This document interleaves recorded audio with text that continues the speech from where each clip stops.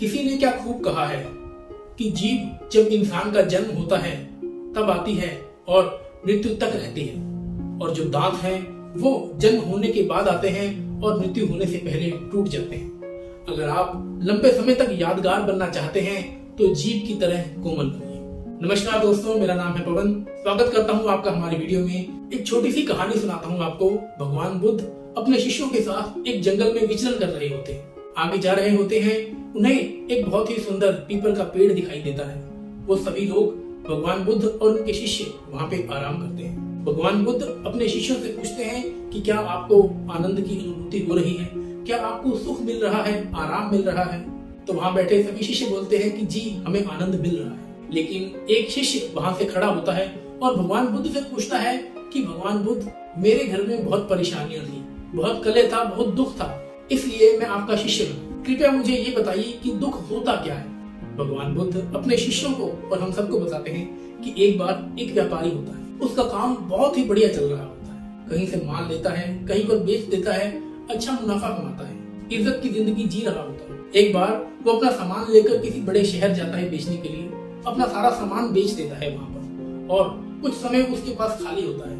उस समय में वो बाजार घूमता है, बाजार में नई नई चीजों को देखता है, नई नई दुकानों पर जाता है। एक चीज, एक आइटम उसे बहुत ही ज्यादा सुंदर लगती है, बड़ी यूनिक लगती है, एंटीक सी लगती है, थोड़ी सी शीशे की होती है। वो व्यापारी उस आइटम को खरीद लेता है और अपने घर पर ले आता है।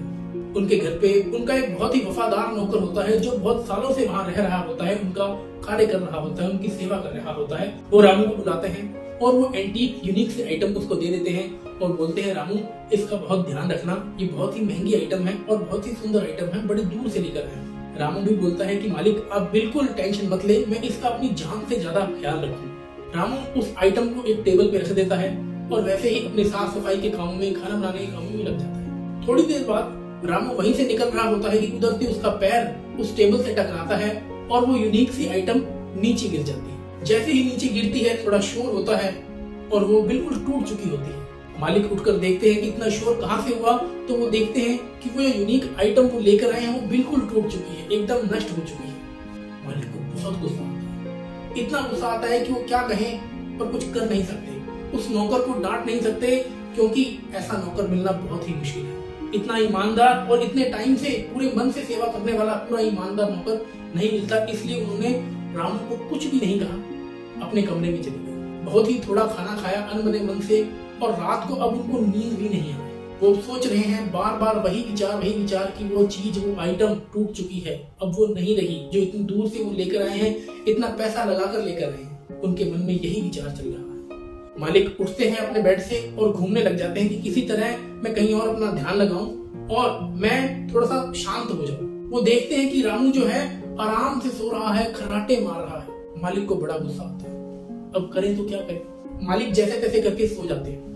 अगले दिन सुबह उठते ही मालिक को एक बहुत तगड़ा आइडिया आता है। मालिक रामू को बुलाते हैं और कहते हैं कि रामू, कल जो चीज मैं लेकर आया था, जो तुमने तोड़ दी, वो वास्तव में मैं तुम्हारे लिए ही लाया था। वो एक तोहफा था जो मैं तुम्हें देना चाहता था, क्योंकि तुम इतने सालों से हमारे यहाँ काम कर रहे हो और मैंने आज तक तुम्हें कुछ भी नहीं दिया। ये तुम्हारी ईमानदारी का तोहफा था जो तुमने तोड़ दिया। इतना कहकर मालिक तो साइड हो जाते हैं, कहीं और चले जाते हैं।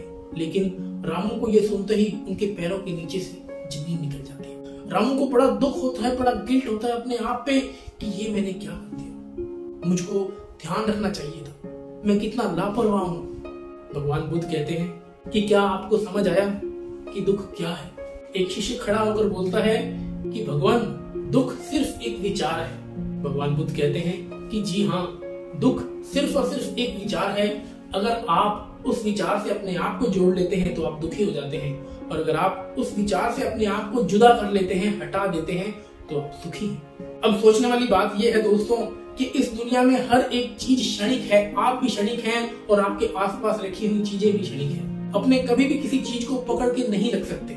जो मिला है वो छूटेगा ही, जो बना है वो टूटेगा ही। इसलिए अपने को जितना ज्यादा हो सके अपने आप का ध्यान रखना है, अपनी सोल का ध्यान रखना है, अपने मन का ध्यान रखना है। कहीं हम उसको दुखी तो नहीं कर रहे।